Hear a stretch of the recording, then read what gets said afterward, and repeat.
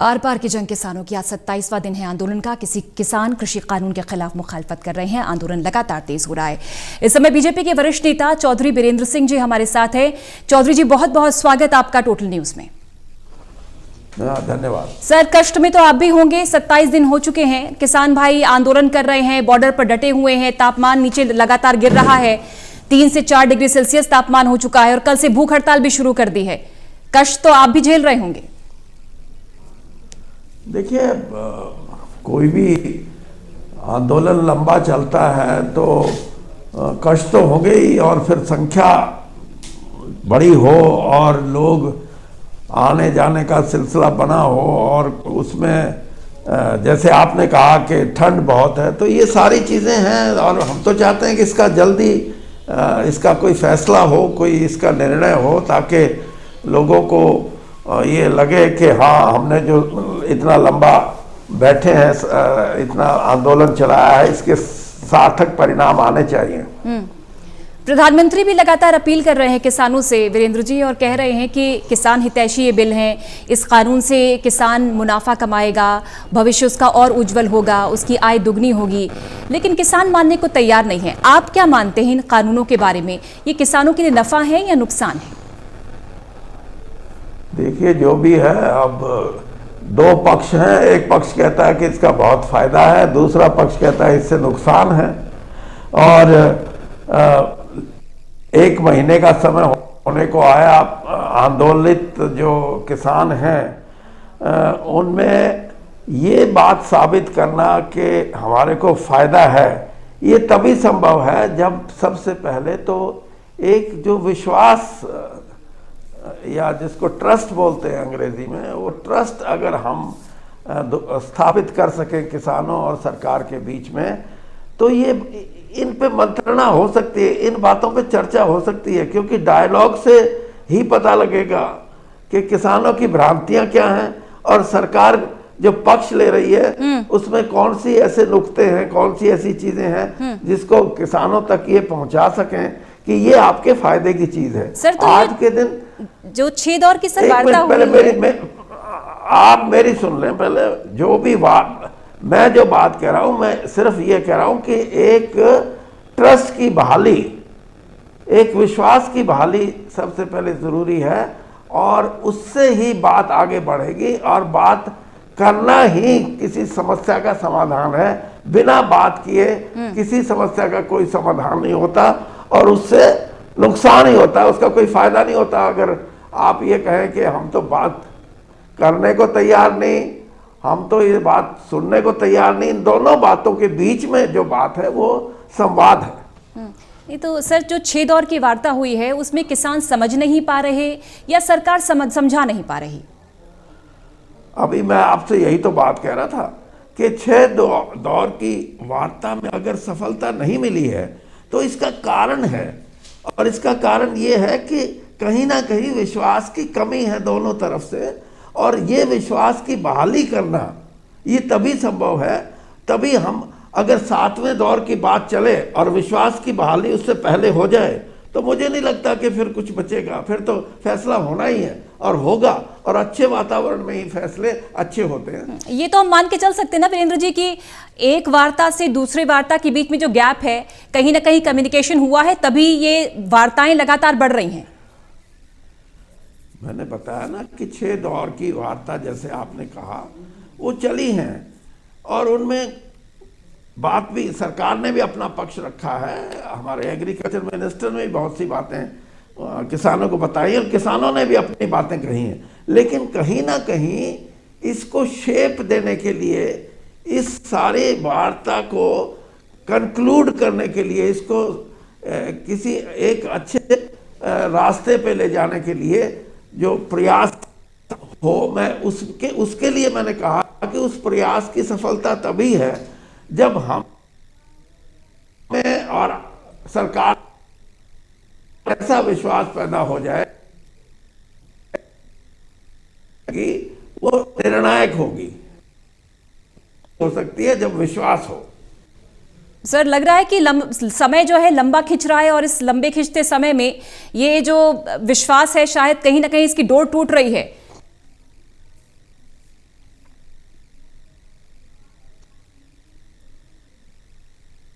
अगर टूटने की संभावना है तो मैं ये कहूंगा टूटनी नहीं चाहिए, लेकिन परिणाम बात से आएंगे और बात भी सार्थक हो। किसान ये कहना कि हम ये नहीं मानते, दूसरे कहें कि हम ये नहीं करते, इसके दोनों को आगे बढ़ना पड़ेगा, दो दो कदम आगे रखने पड़ेंगे, तभी एक नतीजा हमारे सामने आएगा, एक परिणाम आएगा। और जिसमें मुझे लगता है कि मेरा अपना ये मानना है कि निर्णायक दौर में बात होएगी और सरकार भी ये चाहेगी कि जैसे आपने कहा कि 26-27 दिन हो गए, इससे तो जहाँ खेती को नुकसान हो रहा है, जहाँ देश की अर्थव्यवस्था में एक बड़ा भारी कमी आ गई है, क्योंकि साधनों का एक दूसरी जगह जाना, ट्रांसपोर्ट का बंद होना, ये सारी चीज़ें मिलके हमें फैसला करना पड़ेगा। और फैसला करने के लिए ही किसान यहाँ आए हैं, ये इसलिए नहीं आए कि हम यहाँ बैठने के लिए। वो कह रहे हैं कि हमारी बात सुनो, फैसला हम भी करना चाहते हैं, सरकार भी करना चाहती है। किसान ये कह रहे हैं वीरेंद्र जी की लिखित आश्वासन दीजिए एमएसपी पर और मंडी व्यवस्था खत्म ना हो। वो कह रहे हैं कि विरोधाभास है, मंडी में अगर हम बेचने जाते हैं तो टैक्स हमें नहीं देना पड़ता, अगर हम बाहर जाएंगे तो देना पड़ेगा। तो ये विरोधाभास क्यों है? वो चाहते हैं कि सरकार इसको क्लियर करे। नहीं, ये नहीं है बात। मंडी व्यवस्था कोई नई चीज नहीं है। मंडी व्यवस्था आज से 80-85 साल पहले शुरू हुई थी इस देश में, जब देश आज़ाद भी नहीं था। और ख़ास तौर पर पंजाब, हरियाणा और हिमाचल और आज का पाकिस्तान, ये पंजाब होता था उस वक्त। उस समय किसान नेता के रूप में किसानों के मसैया जाने वाले दीनबंधु छोटूराम जी ने ये लेजिस्लेशन, ये कानून लेके आए थे और एक नई क्रांति आई थी। और इसीलिए हम ये कह सकते हैं कि इस देश के अंदर अगर ग्रीन रेवोल्यूशन आया तो ग्रीन रेवोल्यूशन की भी शुरुआत इसी बात से हुई थी कि किसान को अन्नदाता कहने वाले जो लोग थे उनको ये कहा गया कि अन्नदाता तो है ये, लेकिन उसकी ऐसी व्यवस्था बनाओ कि वो औरों का तो पेट भरता है, उसका पेट भरता है या नहीं भरता ये ज़रूरी है। तो अर्थव्यवस्था में एक उसकी हिस्सेदारी बनाने के लिए चाहे एमएसपी है, चाहे एपीएमसी है, ये आई थी। और इसीलिए वो आज भ्रमित है इस बात के लिए कि कहीं ये भी मेरे हाथ से ना निकल जाए। तो यही बात तभी साफ होगी जब संवाद होगा। तो इस भ्रम को दूर करना तो सरकार के हाथों में ही है सर। तो फिर क्या लग रहा है, सरकार कब तक मना पाएगी या कब तक इनकी शंकाएं दूर हो पाएंगी? देखिए, मुझे तो विश्वास है कि कुछ ना कुछ जल्दी इसके परिणाम आए, वार्ता हो, वार्ता में अच्छे लोग जो हैं वो एक दूसरे के पक्ष की बात सुन के ऐसी चीज़ें निकाल के जिससे कि संतुष्टि हो किसानों को और किसान को लगे। क्योंकि आज तो ये भी किसान भयभीत है इस बात के लिए कि कहीं मेरी जमीन पे तो नहीं कोई एक प्रहार हो रहा। तो ये बहुत यानी मैं ये कहूँ कि बहुत सीरियस बातें हैं पे उनको विश्वास में लेना और उनका बस पाल करना, उनको एक तसल्ली देनी कि ये सब, क्योंकि तौर पे लोग इसको दूसरी दृष्टि से देखते हैं। मैं सिर्फ किसान हित के लिए देखता हूँ कि किसान हित इस बात में है कि सरकार की तरफ से ऐसी व्यवस्था बने जिससे किसानों के मन में यह आए कि हाँ, जो सरकार ने हमसे बात करी है वो तथ्यों से परिपूर्ण है और हमारे हित में है। ये है बात। जिस दिन ये होएगा उस दिन दोनों पक्षों की सहमति होएगी और आंदोलन भी एक किस्म से उस समय तक खत्म हो जाएगा। आप तो उस पारिवारिक पृष्ठभूमि से आते हैं सर जो किसानों के लिए मसीहा कहे जाते हैं, माने जाते हैं। सर, छोटूराम की पृष्ठभूमि आपकी रही है। किसानों के लिए आप इस मुद्दे पर क्या कर रहे हैं? गोहाना भी आप गए, पलवल भी आप गए धरने में शामिल होने के लिए। आपको लगता है कि आप समर्थन दे रहे हैं किसानों को और आप खुद चाहते हैं कि सरकार बातचीत करे, जल्दी ये समस्या हल हो और किसान वापस अपने घर जाएं, अपने काम में लगें?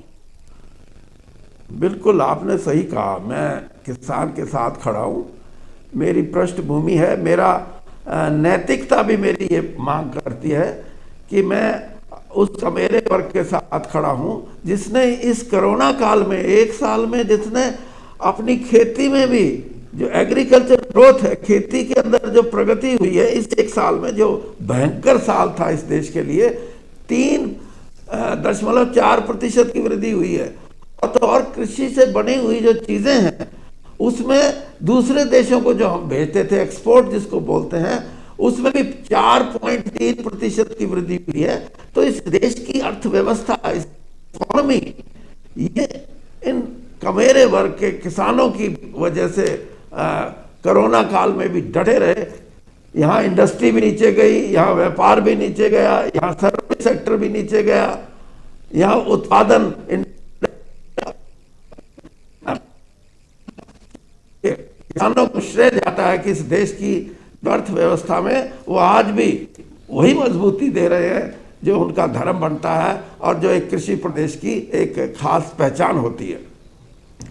तो फिर उनके हक या उनके अधिकार या उनकी शंकाएं सरकार क्यों नहीं समझ रही, क्यों दूर नहीं हो पा रहे? बार बार कृषि मंत्री नरेंद्र सिंह तोमर उनसे अपील भी कर रहे हैं कि आप आगे आइए, संवाद से ही बात बनेगी। क्या किसान खुद नहीं चाहते, ये गतिरोध खत्म नहीं करना चाहते? इतना लंबा समय गुजर गया है, क्या किसान खुद चाहते हैं गतिरोध बना रहे और बातचीत पूरी ना हो पाए?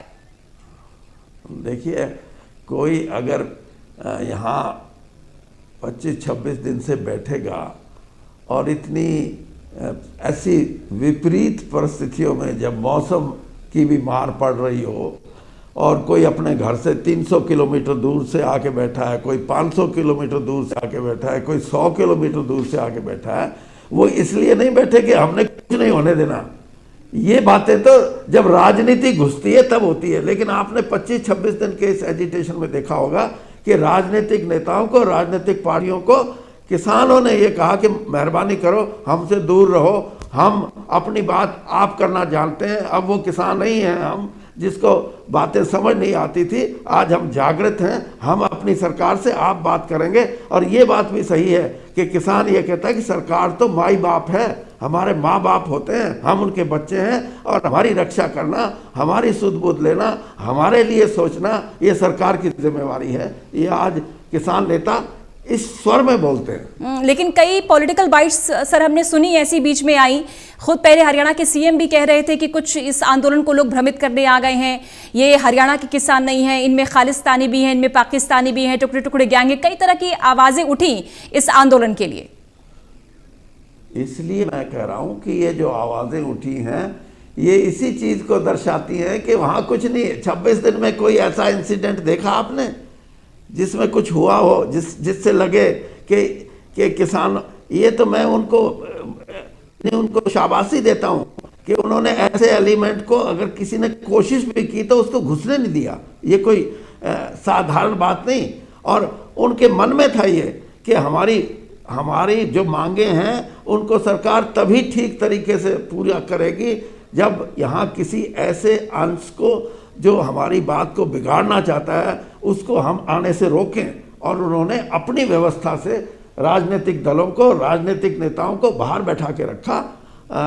और ये उनके लिए मैं कहूँगा कि उनकी बहुत बड़ी उपलब्धि है। ये आपकी जैसी सोच अगर हर राजनेता के हो तो लगता है ये मसला बहुत जल्दी खत्म होता चौधरी जी, लेकिन शायद सबकी ऐसी है नहीं, क्योंकि कुछ लोग तो ये भी कह रहे हैं कि आंदोलन जो है वो इसका राजनीतिकरण भी हो गया है।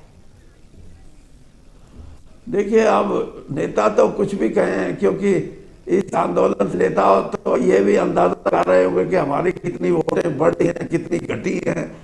राजनेताओं के सोच से और किसानी ये दो अलग अलग चीज हैं। और आप तो समझते हैं इन बातों को कि किसान को तो उसको तो अपनी आर्थिक अवस्था की तरफ देख रहा हो कि मैं कम से कम मेरी आर्थिक अवस्था जिसके लिए काम करता हूँ, धरती माता का सीना चाट के मैं फसल पैदा करता हूँ, 135 करोड़ का पेट भरता हूँ, मेरी बातें सरकार सुनेगी। और वो तभी सुनेगी जब मैं पाक साफ के आंदोलन अगर हुआ हो तो बैठूंगा कि किसी के सहारे पे, ना कि किसी के सिखाने से, ना कि किसी को हमारे बीच में घुस के हमारी इस मुहिम को कम करने का कोई प्रयास करे। ये प्रयास किसानों ने रखा है। मुझे लगता है, मेरा अपना सोच है, जीवन 50 साल का है, मुझे लगता है कि ये जो पास है, ये जो रुकावट है ये जल्दी दूर होगी। और कोई सर, आप तो सरकार में भी रह चुके हैं, अहम कड़ी हैं आप इस समय भी सरकार की। आप किस तरह से प्रयास करेंगे कि किसानों के जो ये मुद्दे हैं, जो समस्या है, इतनी सर्दी में वो डटे हुए हैं, जल्द ये गतिरोध खत्म हो, या आर पार की जंग खत्म हो, किसान भाई भी संतुष्ट हो, सरकार की चुनौती भी खत्म हो? आप अपनी तरफ से कैसे प्रयास करेंगे सर? देखिए, जो मैं अब आपने मेरा 10-15 मिनट से जो मेरी सुन रहे हैं, ये और भी सुनेंगे तो मुझे लग रहा है कि ये भी मेरा एक प्रयास है कि आपके माध्यम से जो बोल रहा हूँ ये मैं यथार्थ स्थिति बोल रहा हूँ कि किसी के मन में ये नहीं है कि हम बात को तोड़ें या बात को बंद कर दें। सब चाहते हैं कि इसका परिणाम निकले, और यही मेरी सोच है। और मेरा लंबा राजनीतिक अनुभव है कि ऐसी परिस्थितियों में वो कहते हैं ना, गुड गुड प्रिवेल, दोनों तरफ से ठीक होएगा और अच्छा होगा, और इस देश को मजबूती मिलेगी। अगर किसान मजबूत है तो देश मजबूत है। किसान को आप कमजोर करके रखोगे तो देश कहाँ रहेगा। तो इसलिए मेरा अपना ये मानना है कि दोनों पक्षों में एक जो डायलॉग, जिसको मैं कहता हूँ फाइनलिटी होगी डायलॉग की, वो फाइनल डायलॉग की मुझे चेष्टा है कि वो होगा और उसमें परिणाम सार्थक निकलेंगे। दोनों को आगे बढ़ने की जरूरत है। सरकार भी थोड़ा आगे बढ़ी है, वो लिखित आश्वासन तक देने को तैयार है, लेकिन आपको लगता है किसान भी थोड़ा आगे बढ़े? जो इनकी मांग है कि 3 कानून रद्द हो, क्या यह सरकार के लिए संभव रहेगा कि कानून रद्द कर दिए जाएं? ये देखो, अब जैसे यानी स्वभाव होता है ना आदमी का, ये दोनों स्वभाव की बात है कि वो कहते हैं कि हम 3 कानून वापस नहीं लेंगे, वो कहते हैं कि हम तीनों कानून रिपील करो। ये तब है जब जिद हो। अब जिद का समय नहीं है, अब तो ये है कि आगे बढ़े। और आगे कब बढ़े? जब हमारा विश्वास फिर बहाल हो।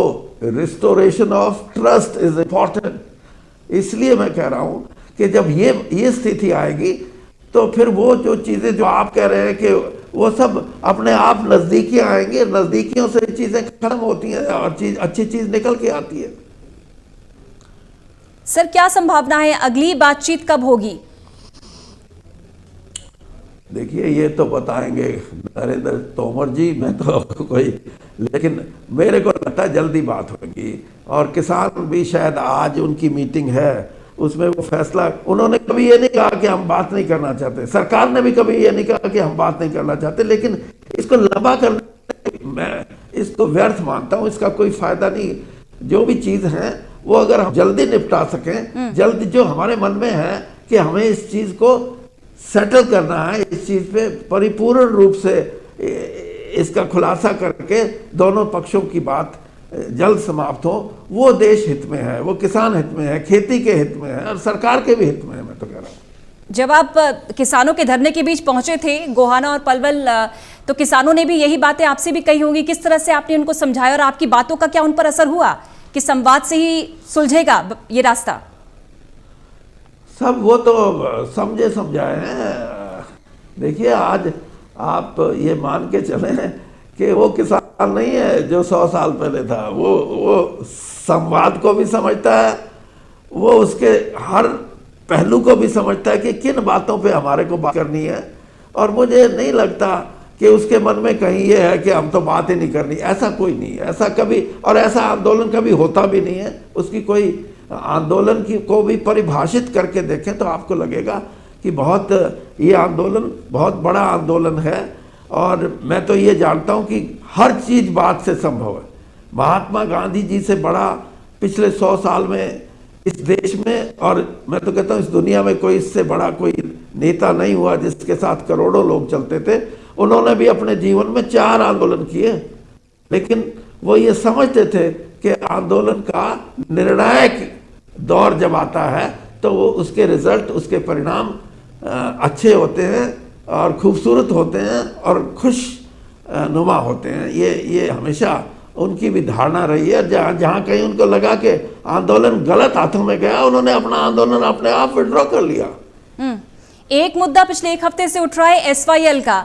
बीच में कुछ किसान संगठन ऐसे भी हैं जो इस बात को प्रचारित कर रहे हैं कि पंजाब यूं तो पानी देने से इनकार करता है, लेकिन जब किसान आंदोलन होता है तो पंजाब हरियाणा के किसानों को बहका रहा है, उकसा रहा है। देखिए, बात यह है, पंजाब हरियाणा की बात नहीं, ये देश के किसान की बात है। इसमें किसी को गलतफहमी नहीं होनी चाहिए कि ये सिर्फ पंजाब और हरियाणा का किसान का आंदोलन है। सारा देश का किसान, 80 करोड़ लोग जो 135 करोड़ का पेट भरते हैं, आज वो इससे जुड़े हुए हैं।